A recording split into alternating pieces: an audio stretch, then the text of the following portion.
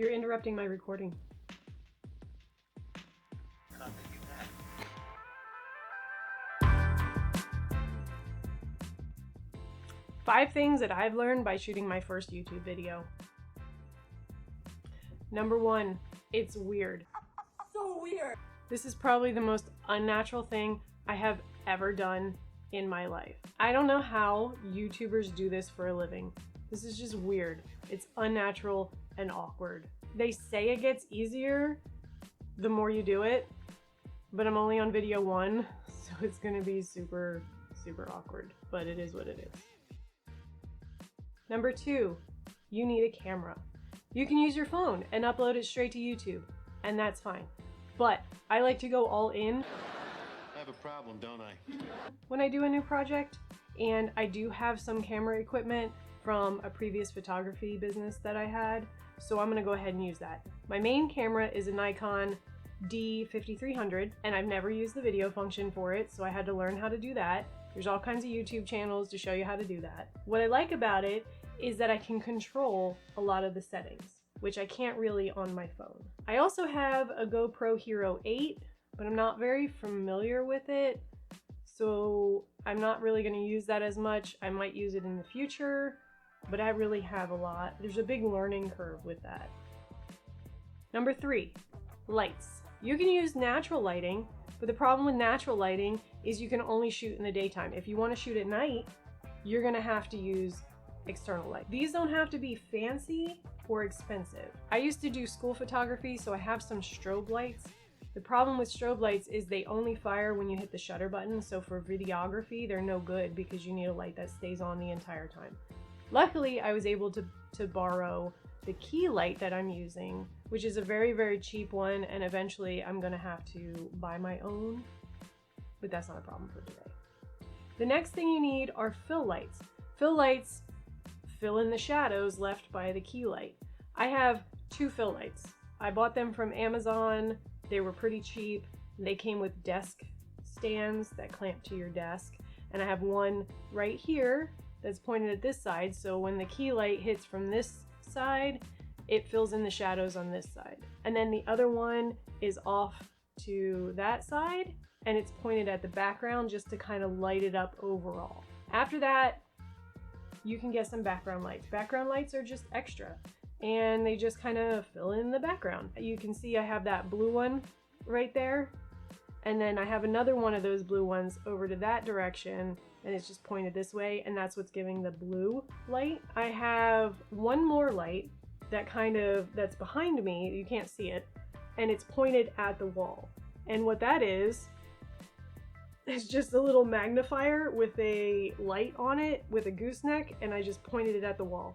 And that kind of gives a little bit of separation between me and the background. The last term I have for you is hair light. Hair light is above you, shines down on your head, lights up your hair. It's supposed to resemble the sun hitting your hair and giving you that kind of shine on your hair. You don't really have to have it, especially if you don't have hair. I'm just using the regular overhead light. Wow, that was a lot.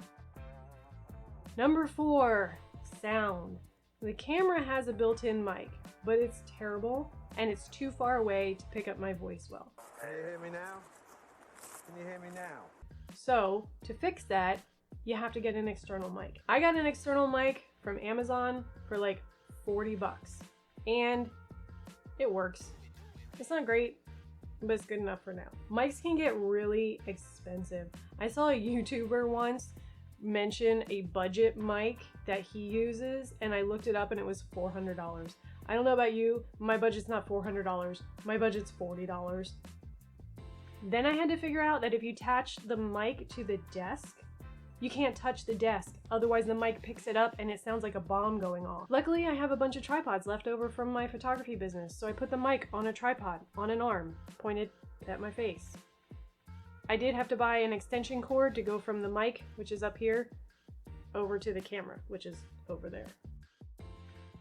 Number 5, editing software.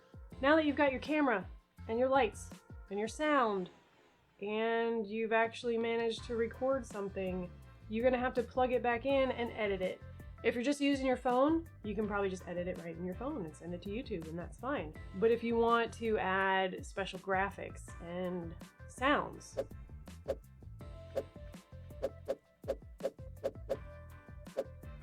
I stole that from another YouTuber, then you're gonna have to get an editing software that can do that sort of thing.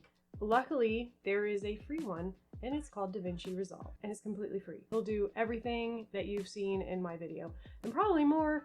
I just don't know how to use it yet. When I installed it on my computer though, which is probably a 10-year-old computer that cost me 500 bucks, my computer just said no. It didn't even have a graphics card. I took it over to my dad, who works on computers. He gave me a motherboard from one of his old computers. I had to buy a graphics card, had to buy a power supply to run the graphics card. All said and done, I was out the door for like 200 bucks. Then you have to learn DaVinci Resolve.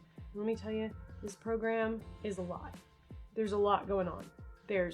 You can edit everything in this program. You can edit sound, you can edit video, you can add special effects, you can do transitions, you can do all kinds of things. I just know like this much of it. So yeah, those are the 5 things that I've learned from shooting my first YouTube video.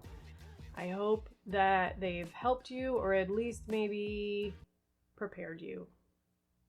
Because the one thing you can't prepare for is how awkward this is. It's like a camera staring into my soul and judging me. Please be gentle.